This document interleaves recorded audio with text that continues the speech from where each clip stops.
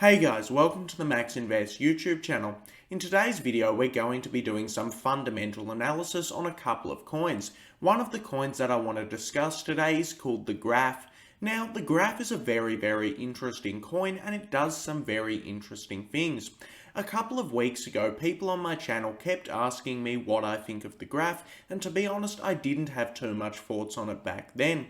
However, I've done a little bit of a deep dive into it and it's certainly very interesting.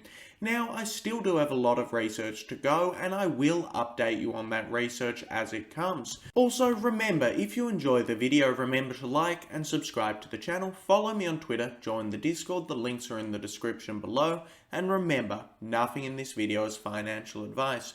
Another quick thing that I want to say before I begin the video is that I actually did buy some GRT this morning. However, it's a very small percentage of my portfolio.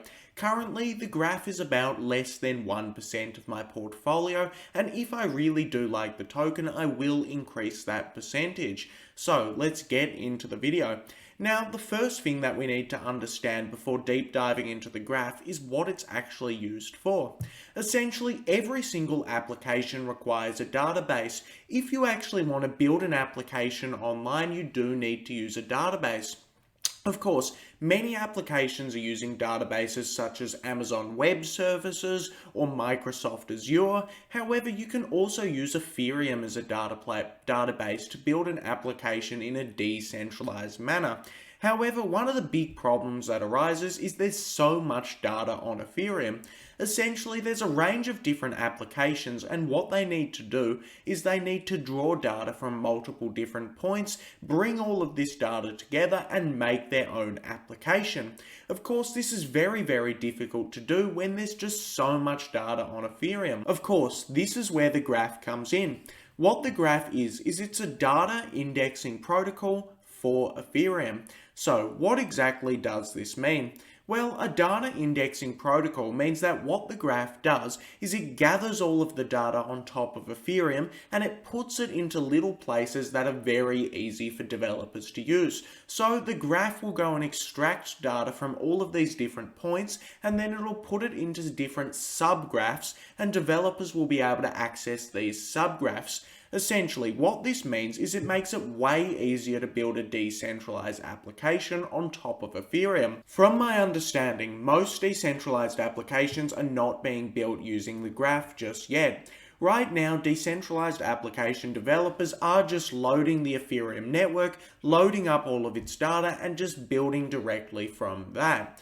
However, what the Graph does here is it allows developers to build more complex decentralized applications. Since they can get data so easily, it will allow some developers to build some very complex stuff. So this could actually extend on the complexity of the decentralized applications that are being built. Another point to note is that more and more data will be stored on the Ethereum main chain. Of course, every time a transaction is made, it is stored on the Ethereum network forever, and all of the nodes need to be able to sync this network from Genesis. Now, this means that more and more data is going to be pushed onto the Ethereum network over time, and it will be staying there forever. This will mean that it will get harder and harder for decentralized application developers to build decentralized applications, especially if they're looking for data in the past. Of course, something like the Graph is going to be unbelievably useful for this and very useful into the future. So, as you can see right here, you can simply go onto the internet and you can look up Graph Explorer.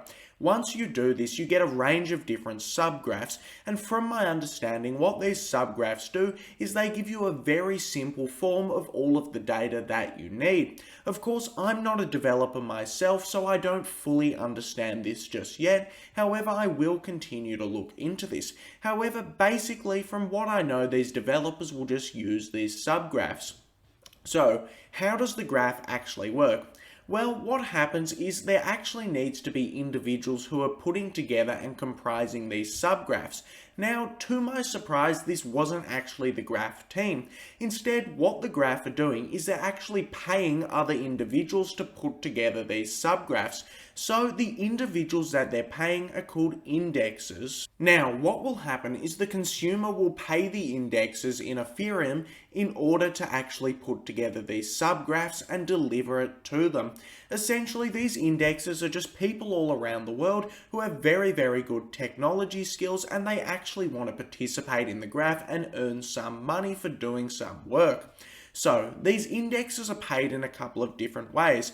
As I just alluded to, the indexes are paid in Ethereum from the developers. The developers will pay them off in ETH. However, the indexes are also paid out in GRT tokens, which is the native token of the graph. Of course, the graph is inflationary, so every time the graph inflates, this goes directly to the indexes. Another thing to note is you can see that there's a curator down the bottom of the screen, and I'm not 100% sure what the curators do just yet. It's something else to look into. Essentially, the way that the graph actually gets value is that the indexes must stake GRT. So, if you want to become an indexer for the graph, you need to actually stake some of your GRT and put some of your GRT on the line. Essentially, what this does is it ensures that the indexes are well behaving.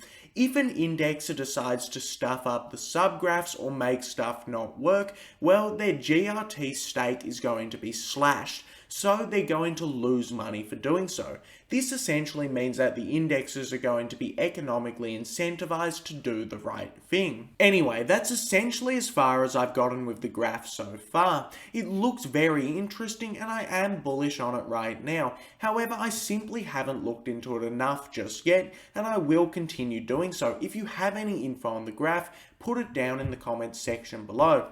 Now, in this video, I did want to look at another coin just briefly because I found this quite interesting. However, this coin I am probably more bearish on than bullish on. And another interesting coin that has just been announced and is coming out is called Worldcoin.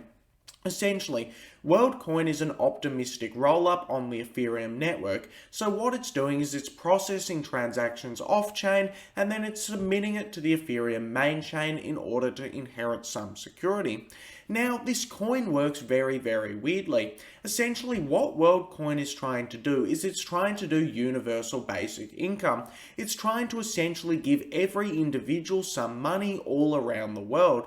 Now, in order to actually apply for this money, someone does need to do an eye scan. So Worldcoin scans your eye, it puts it in a database, and then it distributes out coins to everyone all around the world. Of course, this means that you can't get coins 2 times around because it's already scanned your eyes. Now, in my opinion, this coin does sound very dystopic, and I certainly wouldn't be scanning my eye with a coin. So overall, it's getting a lot of hype. There's a lot of money going into this coin. It does look like it's quite big, so I thought I'd cover it, but I am quite bearish on this and I'm not sure how it will work. Also, they're giving out free coins to everyone, and I don't understand how this is actually going to give these coins value. I'm sure there is some way or another, but I don't know how these coins will get value. So, at first face value, this coin does seem like a pretty bad coin. I don't want to say that it's extremely bad because I don't know enough about it just yet. However, I am looking a little bit bearish on this coin right now. Regardless, one of the reasons why I wanted to bring this up is it is interesting to see new projects are actually starting out as roll-ups on Ethereum. As we can see, this is an optimistic roll-up on top of Ethereum, and it does make a lot of sense. Why would a new project want to build its entire own protocol by itself when they could just become a roll-up on Ethereum? It's a lot easier to become a roll-up on Ethereum because you don't need to pay for consensus. Instead, you just inherit Ethereum's consensus, and consensus is the biggest problem with most blockchains. You can copy computational power, but you can't copy consensus, so it is cool to see this starting as an optimistic roll-up. However, it does look like a pretty worrisome project. Anyway, this brings us to the end of the video.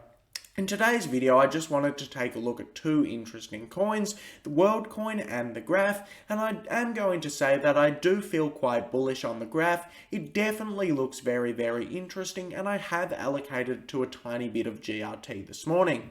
Anyway, thanks for watching the video.